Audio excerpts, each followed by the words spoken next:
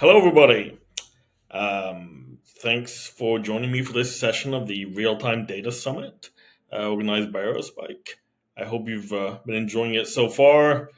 My name is Martin Coxall, and I'm coming to you from sunny Barcelona. And I've just come back from a couple of days of relaxation in Mallorca over in the Balearic Isles. So hopefully, I am well rested and able to give you my best performance here for this uh, presentation today, which is all about blockchain. So, like I said, my name is Martin Cox, and I'm the Director of Growth here at BSV Association. We are a nonprofit based in Zurich, in Switzerland, and our aim is to promote the BSV blockchain. BSV stands for Bitcoin Satoshi Vision. A few keywords, important words in that name right there. BSV, the word Bitcoin, obviously, the word Satoshi as well. I'll get back to both of those later, and then in this presentation. In the meanwhile, hopefully you can see on screen this nice little QR code, which will take you to my LinkedIn page if you'd like to connect and discuss further if you have any questions after today's session. So with that little presentation, I will go straight into what I've come to talk to you today. My presentation is called "How to Reach 1 Trillion Transactions in a Week on BSV Blockchain." And before I dive into that, I think we should all take a moment here and maybe think about why we might even want to put 1 trillion transactions on blockchain. We can get to the how, obviously, later in this presentation, but I think the why is probably more important at this stage. And I'll start here. I'll start with an important keyword, which is trust. There is a need for trust in many, many different ways. Blockchain as a technology, I think it's fair to say that it still hasn't convinced a lot of people of its true value. Here's an important little statistic you can see on screen. 75% of UK consumers still really don't understand it, and that percentage is reflected within some of the wider enterprise and government level audiences, which are still not seeing it as a technology which can help change society and improve it. Which leads us to the next slide here. This need for trust in a world which is still very much characterized as Web2. Um, it's a world where the internet is dominated by a few key players, right? Um, you don't need me to name these companies. You know who they are. There are a few giant corporations worldwide who dominate multiple industries like the web.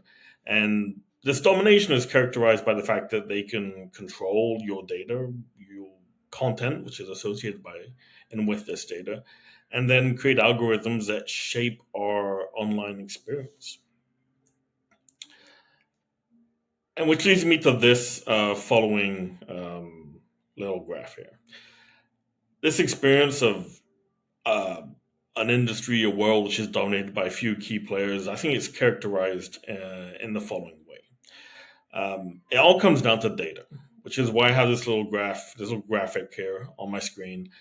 From the bottom left, you can see it goes from data to information to knowledge to innovation to everyday life.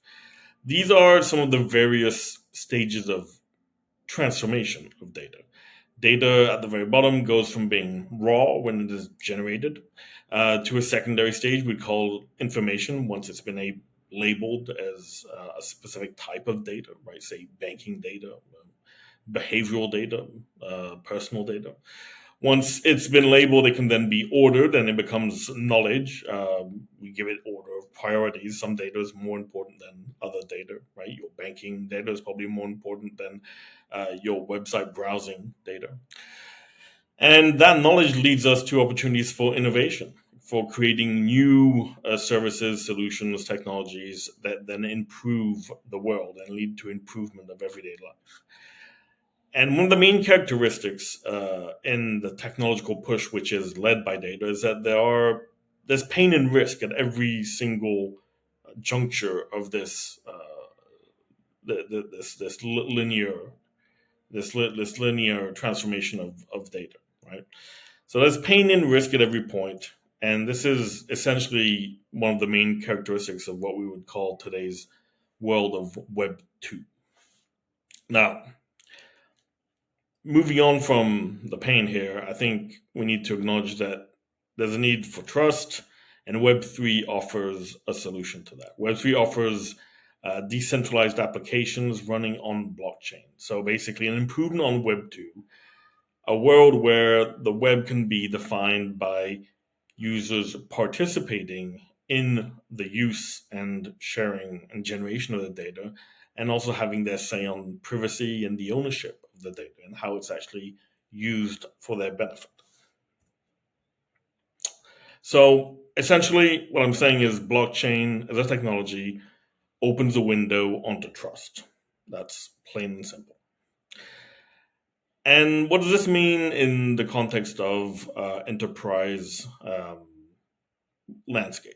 What do enterprise companies care about? Well, trust is definitely needed for enterprise level business, and we've seen that current technologies do fail to adequately address and ensure that trustworthiness. But there's also a third consideration, which is alongside trusting data, we need to be able to scale the need for data and the processing of data. So how many transactions you can process while making sure that you can trust the data in those transactions is essentially what I'm getting at. And that's why I named this presentation How to Put a Trillion Transactions on the Blockchain Within a Week. So there's a common misconception when it comes to blockchain. People have often heard about crypto, Bitcoin, and not so much about blockchain, or less so, and they're not clear on what it is. And the misconception is often this. The misconception is that there's a world which is a world of crypto, which is a world of Bitcoin, of trading, speculation, gains and losses, stories of rags to riches, of people who invested early and then cashed out. And that the misconception is that blockchain is just a subpart of that. But really, it's the other way around. There's a world which is called blockchain, and crypto is only the tip of the iceberg. It goes much further than just the money, the trading, the speculation. Um, Essentially, all of this started with Bitcoin, the white paper in 2008. And in layman's term, there's two parts to the word Bitcoin. There's the bit part and the coin part. I think a lot of people think they understand the coin part, probably wrongly so, but at least they acknowledge that they understand it better. The coin part is obviously the crypto part, the trading part, buying crypto, trading it, selling it, making a profit or not, as the case may be. But really, it's the underlying utility of Bitcoin and blockchain which is interesting here. So crypto is really just the tip of the iceberg. The use of blockchain as a technology is and how it can store data and timestamp data. That is the true value, which is why crypto is a subpart of blockchain. So, what are the benefits of blockchain? Um, Obviously, there are financial and transactional aspects, which I think a lot of people think they understand. You'll hear terms thrown around like DeFi, decentralized finance. But really, again, what blockchain does is it creates trust. And with more trust, you have a better system. And with a better system, there's an unlimited number of use cases that you can apply blockchain to, regardless of industry, regardless of product. So a few key ones which blockchain addresses is obviously the idea of identity. Blockchain enables us to manage the identities of people, businesses, devices in a way that just is unparalleled. And I'll get to that a bit more later. The second one is obviously blockchain offers secure way means of exchanging. And this is one of the fundamental parts of blockchain and Bitcoin, which is the peer-to-peer aspect of one person or one entity sending another entity data and money at the same time. Again, Bitcoin, two parts, data and money, right? And the third one is the idea of integrity. And goes back to what I've been saying since the beginning of this presentation. With data integrity, if you have data that has integrity, inherently you have trust. Because if you can trust the data, you can trust your partner in business. So, what could we have here with more trust? Well, we could have a bold new world, basically. We could have connected identities which are verified on chain, on the blockchain, that is. So digital identities and data sources connected to those identities, where identities can be verified without necessarily being revealed completely. You can have transactions between machines, right? We live in the world of IoT already, and that's just getting bigger as every day as time goes by. There are increasingly big number of machines that communicate to each other. So those communications are essentially transactions. And then there's a number of other types of digitized process which could be made more efficient by the application of blockchain technology. And this is where I'm going. To build trust at scale, to use blockchain for enterprise, for big government, for essentially for business, you need these 6 key elements. You need efficient scaling. You need to know that you're building on a system which can adapt to whatever demand is required from the market. You need low transaction costs. You need a system that is cheap enough to use and which is cheap enough that you can build pretty much any business model on top of it. If it costs me $1 to send you $2, or worse, even if it's cost me $2 to send you $1, then those transaction costs are just not going to work for you, which is one of the major pain points you'll see with some of the blockchains out there today. Third, you need resilience and stability. You need a network, a blockchain, basically, because a blockchain is essentially a network, very much like the internet is a network, which is resilient and stable. You need no downtime. You need throughput capacity, which is consistent every day of the year. Fourth, we need stability. We need to know that you need to know that you're building on something that will not change over time. A stable foundation of sorts. You need, and number 5, security. You need to know that your data is secured, and that part is one of the better parts of the whole technology, which is blockchain, which is the encryption, the hashing of data inherently makes it secure, even if it's on a public blockchain. And then last but not least, you need regulatory compliance, right? Like with any innovative technology, if it does not comply with existing legal frameworks, the chances for adoption and long-term usage are probably rather thin.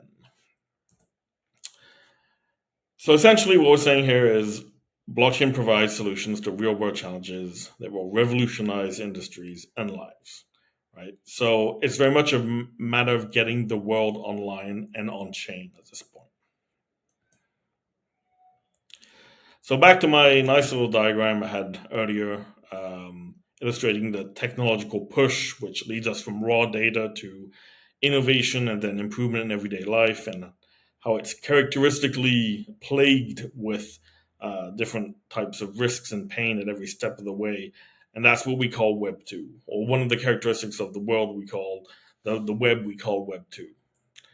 Now, blockchain can solve these pain points. It can make sure that data is consistent through and through, that it maintains integrity at every step of the way. Make sure that it goes from being raw data all the way to improvements for everyday life for everyone. And the way to make that happen is to have an internet powered by blockchain. So that effectively is Web3. It's ease and security at every point in the value chain. And this leads us to thinking about things in a very different manner, which is just the same way as there's only one internet, there can only be one blockchain. And in our mind, at the BSV Association, that blockchain is the BSV blockchain. It's the only one that gives you control, provenance, and accuracy of all the world's data. Now that I've given you the overall pitch of why we need blockchain. We're going to get into a little bit of the nitty gritty of what it actually does that can improve the world.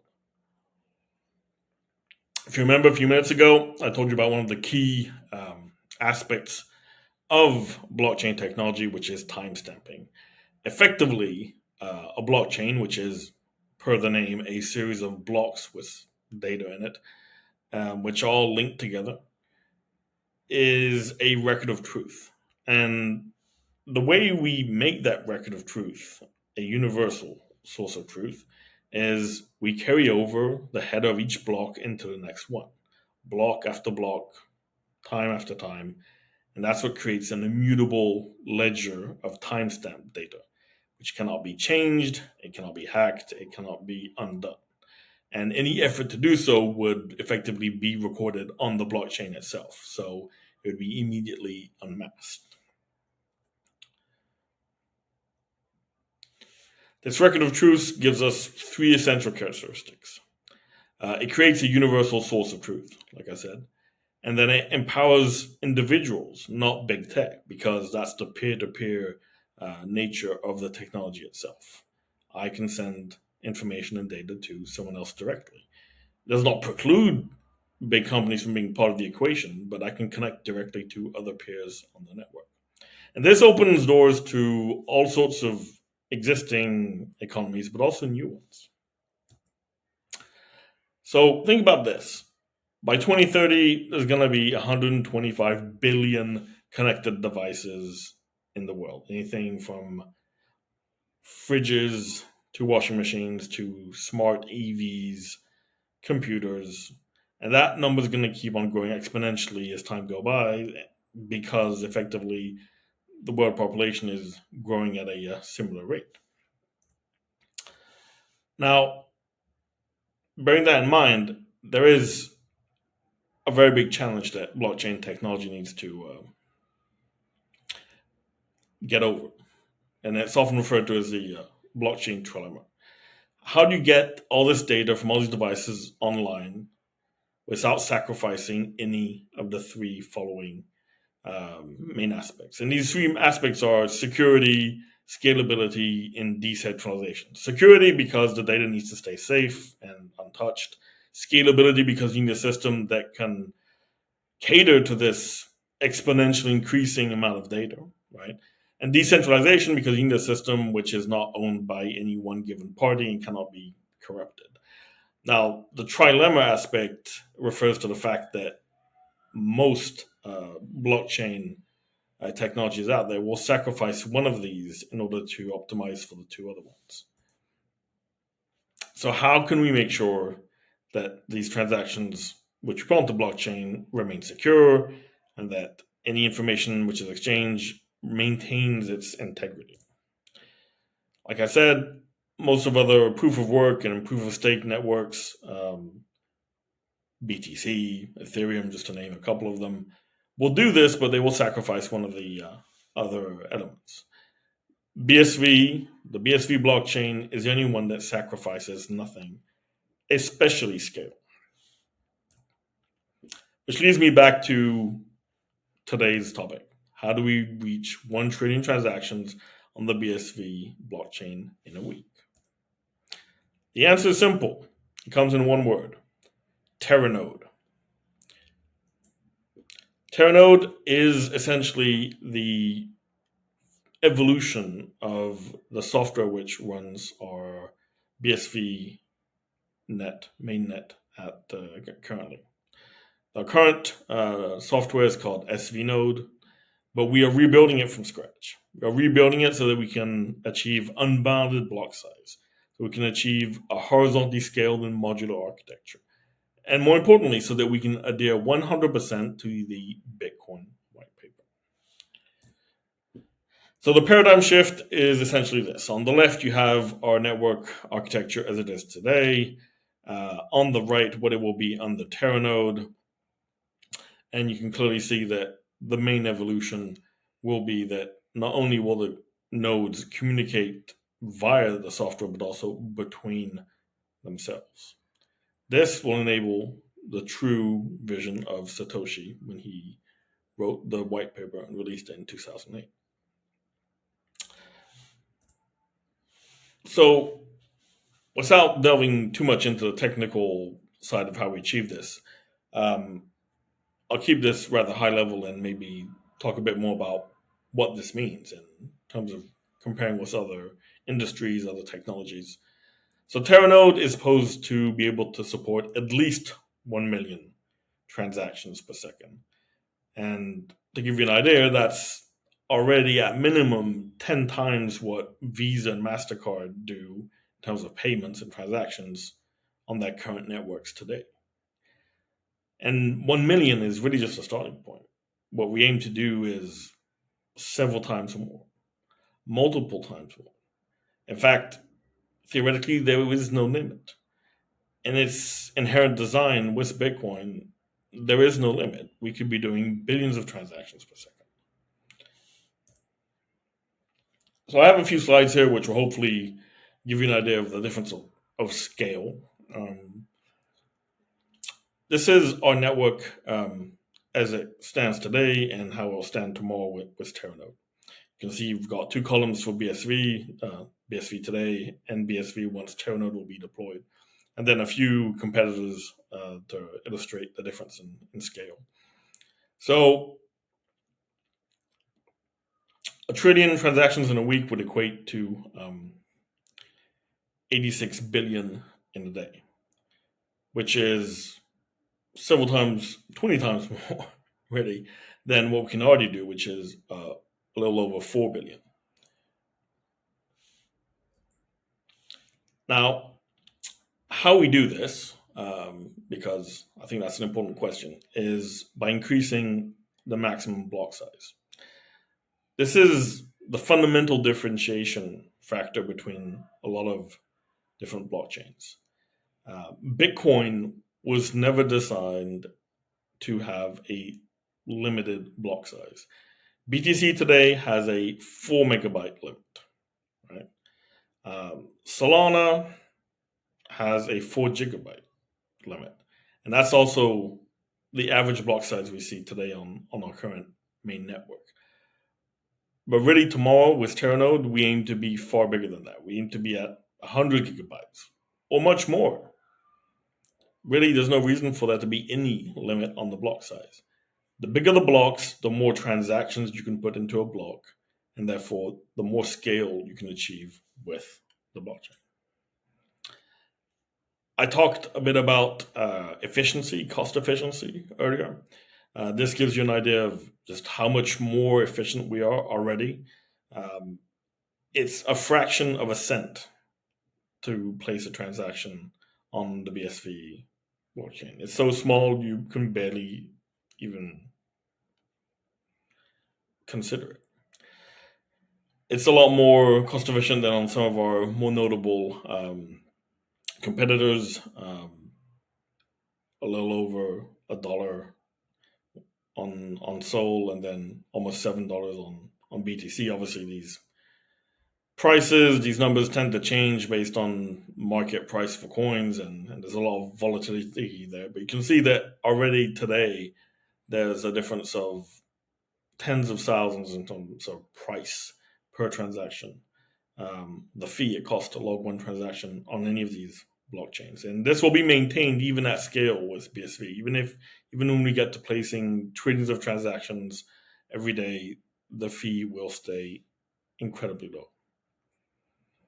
Now, another consideration you probably heard in other presentations today or other recent discussions is obviously the environmental consideration. Um, all this technology, all this which involves, it's extremely uh, power hungry. It consumes a lot of electricity. Producing electricity generates an incredible carbon footprint. That is not true with BSV.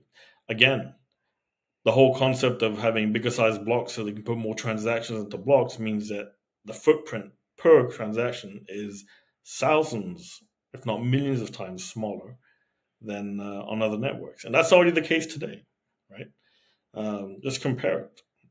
BTC, Solana have an incredibly big footprint in terms of kilograms of CO2 per transaction. BSV is already a fraction of that. And it will remain that way over time because of our main characteristic, which is to have millions and billions of transactions in every single block on our blockchain.